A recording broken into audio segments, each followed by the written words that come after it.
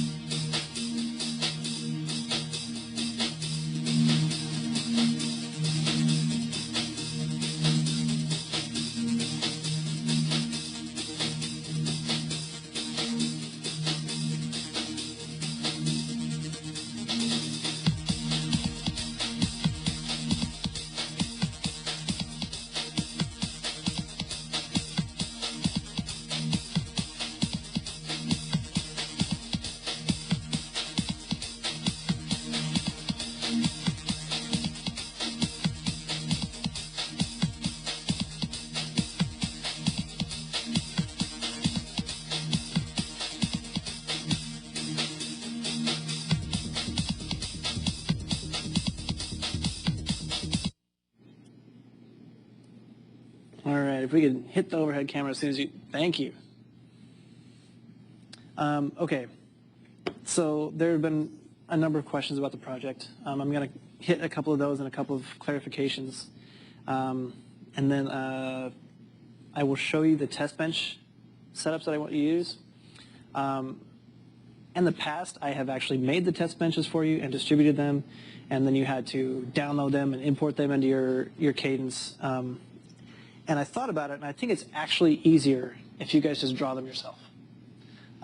Because in order to get them imported into Cadence, you have to do a bunch of extra steps that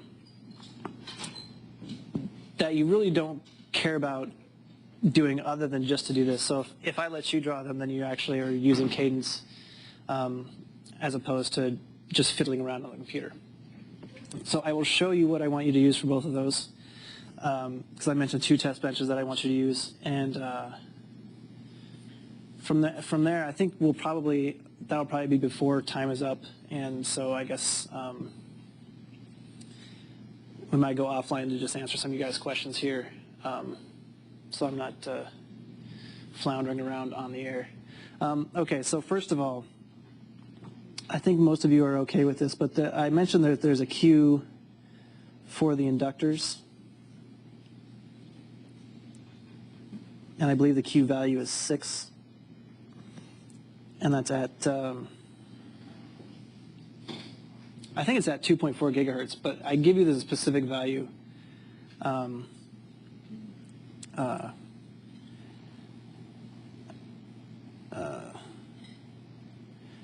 as listed. I'll say as listed. I can't remember if I gave you the middle value for the range or if I gave you the low value.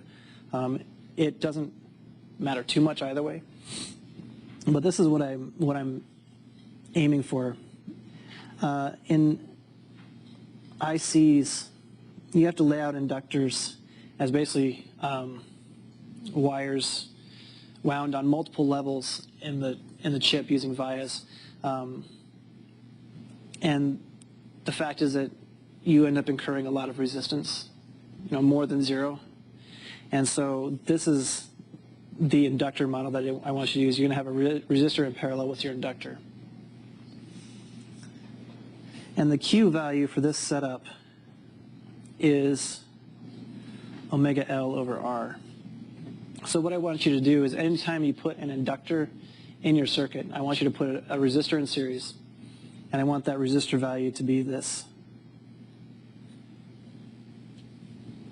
They should be pretty small in general. I don't know how much attention you guys paid last time, but I showed you a previous project, and it had these inductors in there for a slightly different value of Q, but some of the resistance values were like 224 milli. They're very small, but not insignificant. And the reason why I do that is just to give you another thing to deal with, basically. It's more realistic than not having the resistor in there. It's less realistic than what you'd actually have to deal with probably in actual situation, actual layout. The actual passive circuit that the inductor turns out to be is much more complicated than this. And there are some pretty complicated models. So that's the inductor stuff. Another thing is, I've given you a plot for the EBNO for power. So for error, I'm sorry. So this is the error rate, and it goes down to 1/8 to the minus 6, yada yada, and this is EBNO. And I have many people have mentioned it looks something like this, but it cuts off at 1 to the minus 6, or 10 to the minus 6. Yeah. Oh, good point, thank you. So it cuts off before the value that I want you to meet, right? What do you do in this situation? Extrapolate. So it's a log plot, but basically, so this is 1 to the minus 5, 1 to the minus 3, 4. Basically, you can get the slope in the logarithmic plot and basically just extrapolate this down, and it should be not too hard to do. And yes, it's going to be slightly inaccurate, but that's fine. It means that people will have a little bit different link budget analysis, and it means that you kind of have to justify the value of the EBNO that you used based on this chart and what values you actually picked off of it.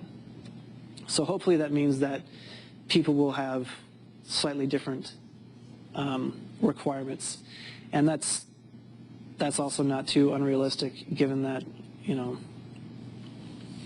these when I was looking up these EBNO charts, for GFSK there were very many, and they all looked very different.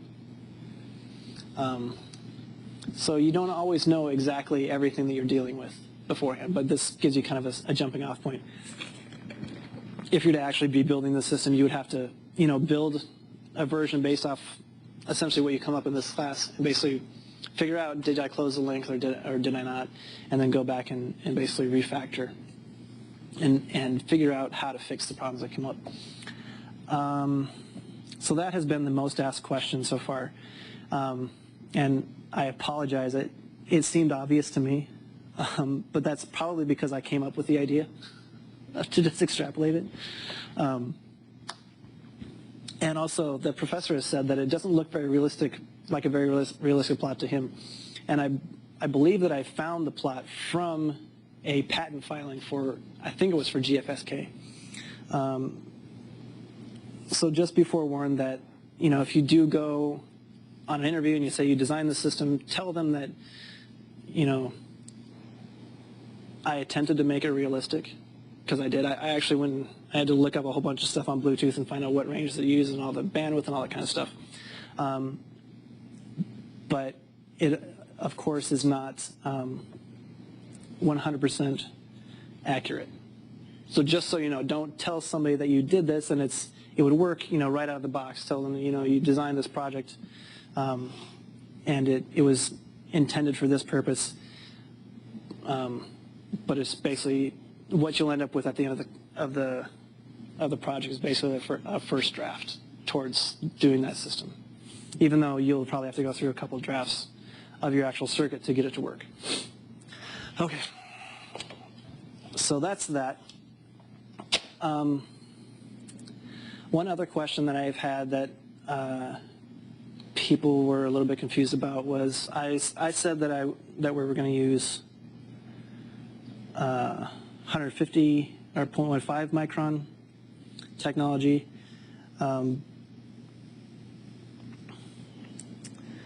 but we're actually using, I guess, 0.1 micron or 100 nanometer as the smallest length.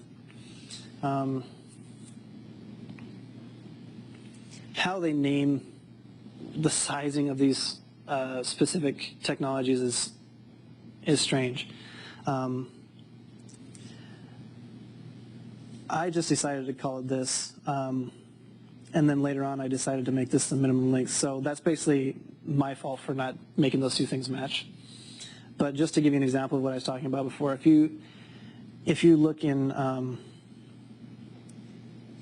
the 0.25 micron technology setup that's in the cadence that you have, the smallest length there is 0.24 microns. So they don't always match, but they're usually pretty close. And I think if you're talking about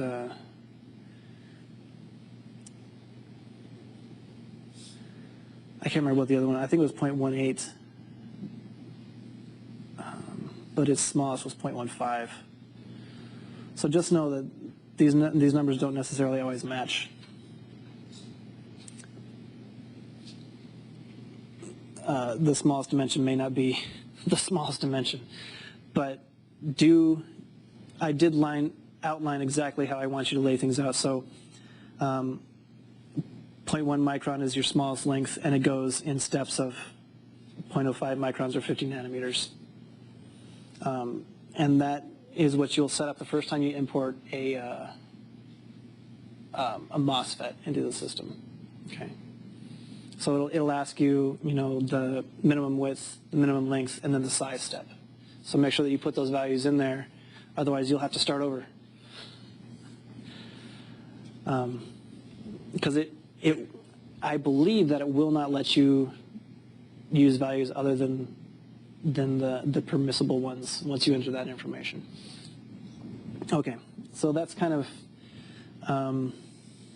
that stuff. So now, I guess first, is there any question about what I've thrown up here so far? Seems okay? Okay. So I mentioned that there's 2 test benches that I want you to use. The first one is without parasitics, and this is just to give you a shot at designing the LNA in basically a pristine environment. So you'll have a port. I think the symbol is something like this in cadence. And then you'll have your LNA. And then you'll have your output port.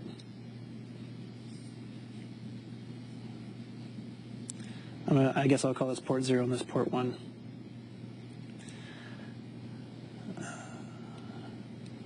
I can't remember exactly which squiggles it uses over here, but it's something like this. And then, of course, you'll have your power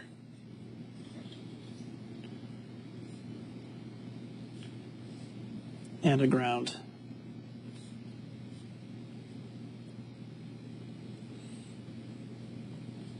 Okay, so that is test bench number 1, or I think I called it a clean test bench. Test bench number 2 has parasitics.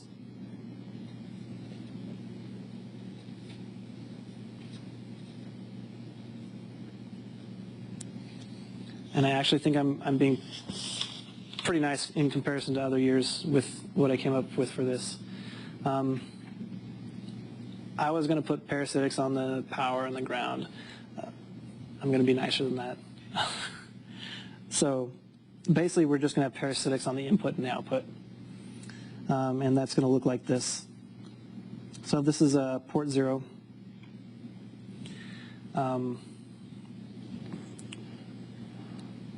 We're going to have this as basically the lead, or the wire that goes into the LNA.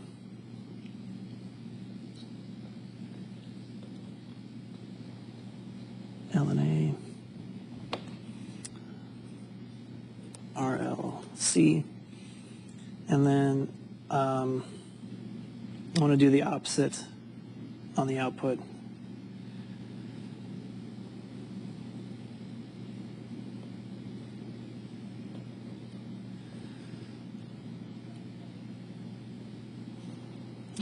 And so this is port 1.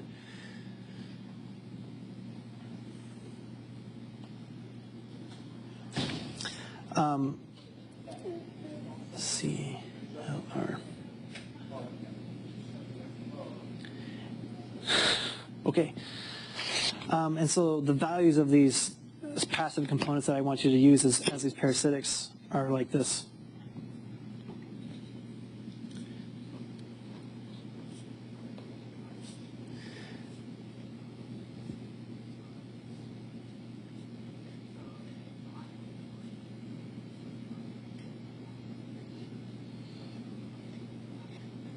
So R is 707 ohm, L is 2.8 picohenries, and C is 1 nanofarad.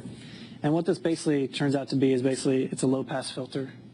Its cutoff frequency is about 3 gigahertz, so it's outside your range, but it's not outside enough that it shouldn't affect the input level at all. And basically this is just to give you something to mess with matching. And so you'll have to use this circuit to come up with the input and output impedance, and that's outlined in the measurement instructions that I gave you. Actually, I guess I didn't give them to you last week. I just posted them, but I'll show you where they are. So this will be used to measure the input and output impedance, and then you'll have to match it to this over the range given in the project, which I think is about 79 megahertz. Does that make sense? Okay. And I want you to get the best gain that you can out of this system, and that's where I'm going to apply points competitively. So the group that gets the best gain and the best, input-output match, etc., basically meets most of the requirements that are given in the original statement. On this one, I'll give the most points to, and it's only 5 points. So you're not going to lose a lot if you don't get the best gain. I just want you guys to actually have a reason to put effort into doing that, basically.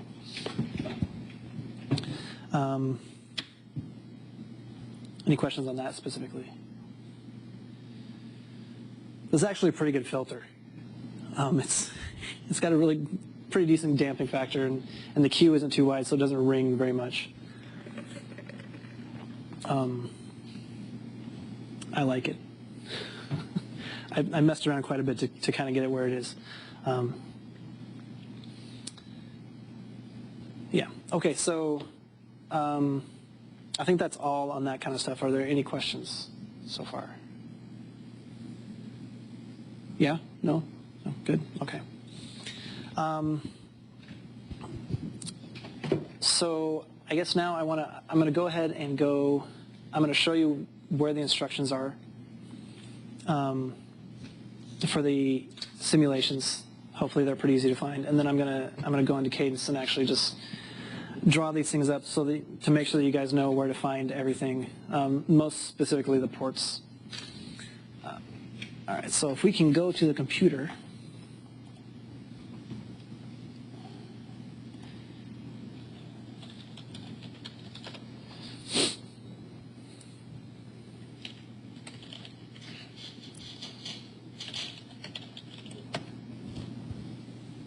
Whoa, why are you doing that?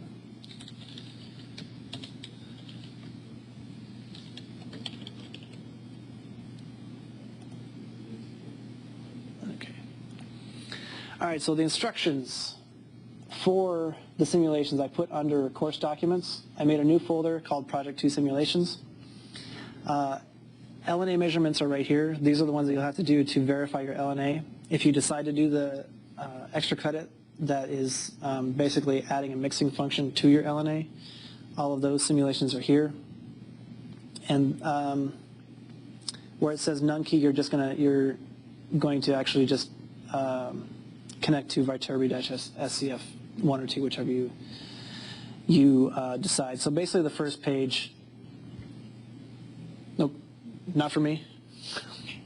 Basically the first page you don't need to pay attention to. You already know how to connect to the system that you're going to use. And so the simulations actually start.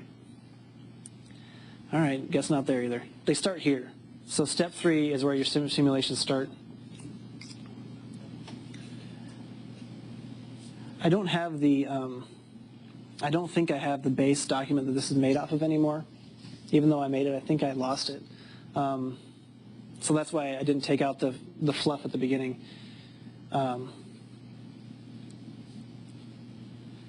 So they start on page 3 with with number 3. And so that outlines everything that you need to do. And I have some screenshots of the important things, but basically, it's pretty dense, but I do describe everything that you have to do those simulations. The time so I is think 4 that's o'clock. good.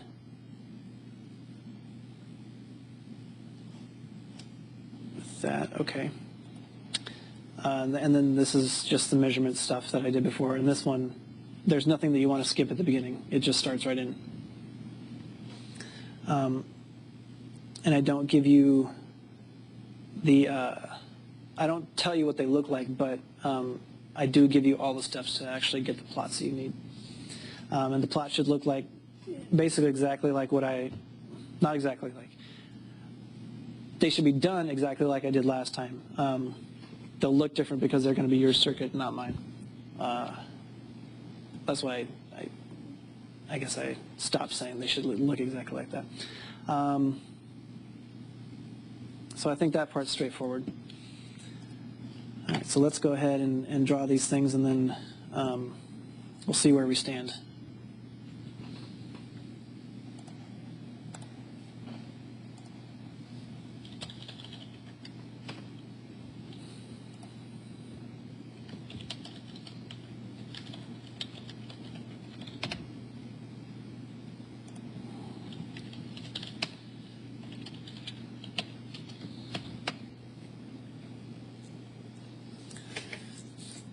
Has everybody gotten Cadence to work?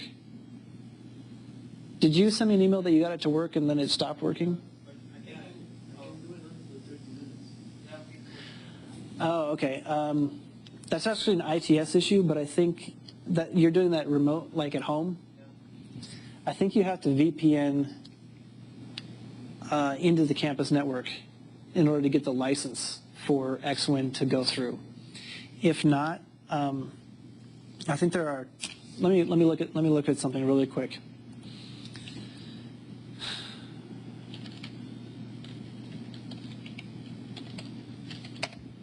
There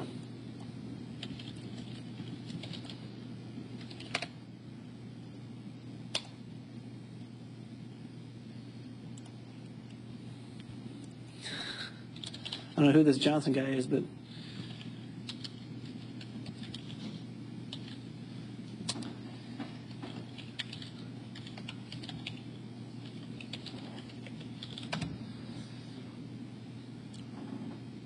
there we go. So I think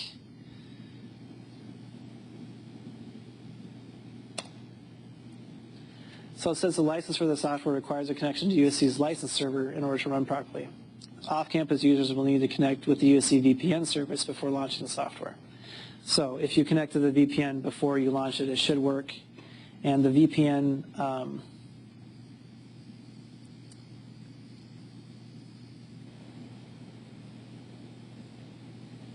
where is it?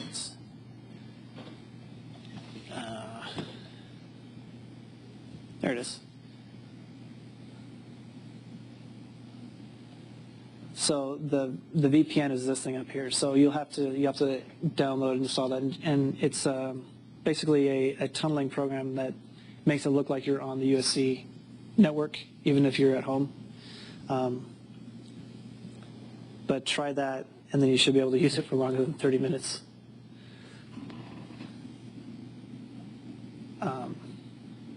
Okay, back to Cadence. So I'm going to go ahead and just, I'm going to delete this guy so that I can redraw him.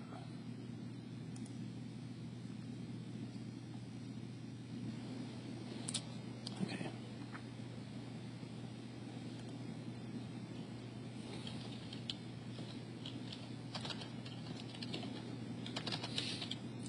Test bench.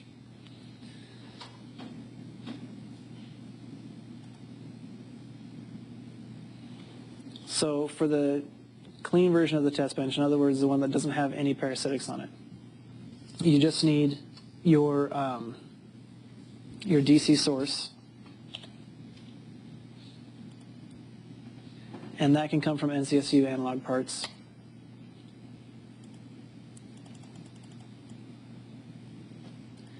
And this one worked best for me, just that guy.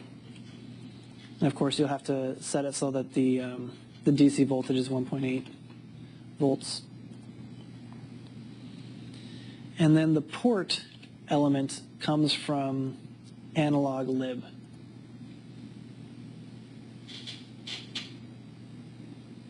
And it's just called port. Yeah, there's all those squigglies. So you just need 2 of those. And then you'll wire everything up.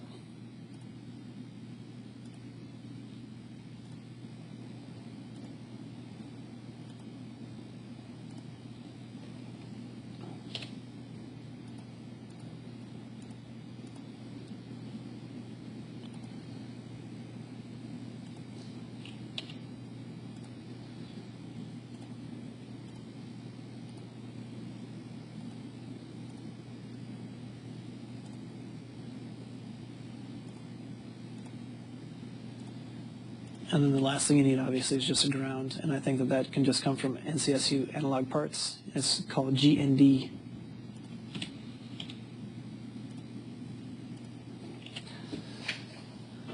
So that's why I believe it's easier for you to draw it than to download something that I put together and import it into Cadence. Because that took me all of, I think, 45 seconds to draw this.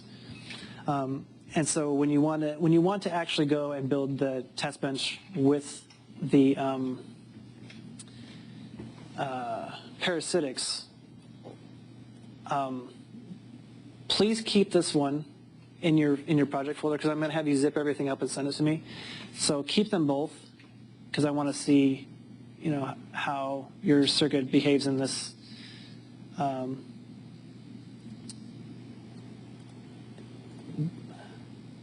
This test bench. What am I trying to say? And in the other one. So, but you can go ahead and copy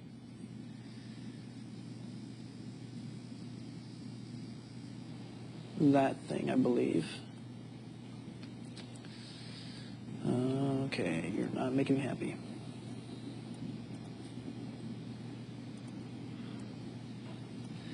And then you should be able to make a new schematic.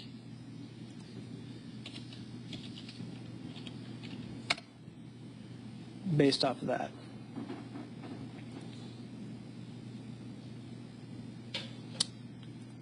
Or not.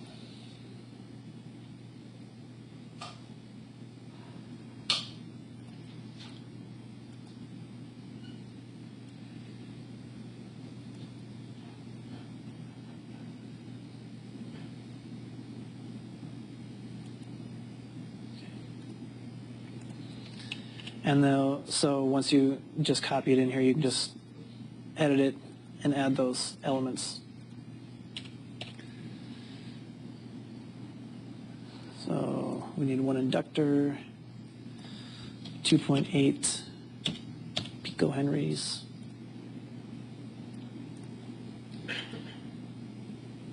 Both ends.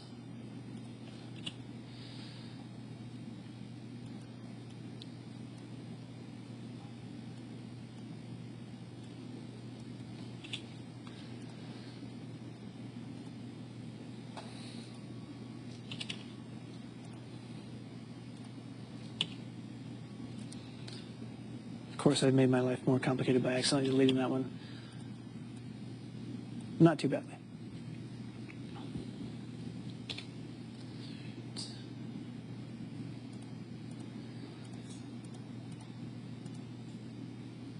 Resistor.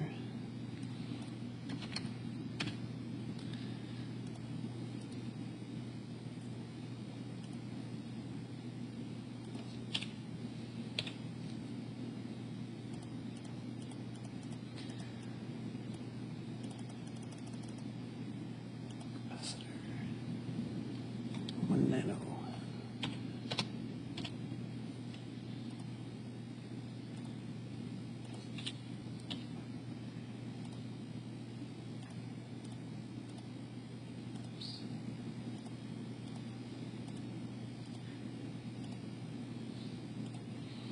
So of course you'll have to check and save and all that kind of stuff on these things, which which I'm not doing right now. I'm just assuming that I'm getting it right. All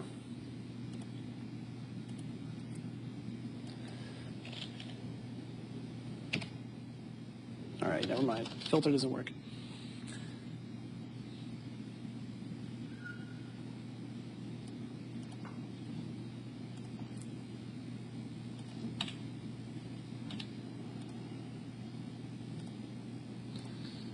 So there. Even though I messed it up, it still didn't take me very long to get that in there. So the circuits are really easy to build. Just put them together when you need them, and then run with them. I think that's all that I had planned to tell you guys. I'm guessing that a lot of you are here because you have questions. Is that right? Yeah. Okay, let's go ahead and, because I think the remote students will have to correspond over email or possibly via Skype if email is not working. Let me go ahead and write right here, remote.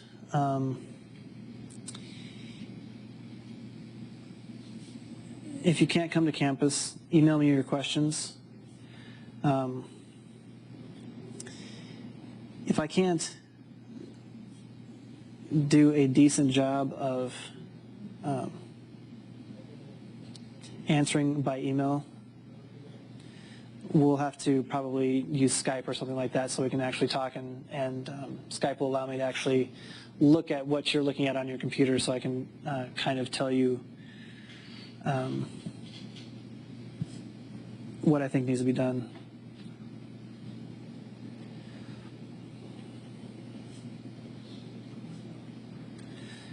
But unfortunately, I can't sit around on Skype all day, so we'll have to kind of set that up on a as needed basis where we're both available. So with that, let's go ahead and end class there, and I'll answer your guys' questions here.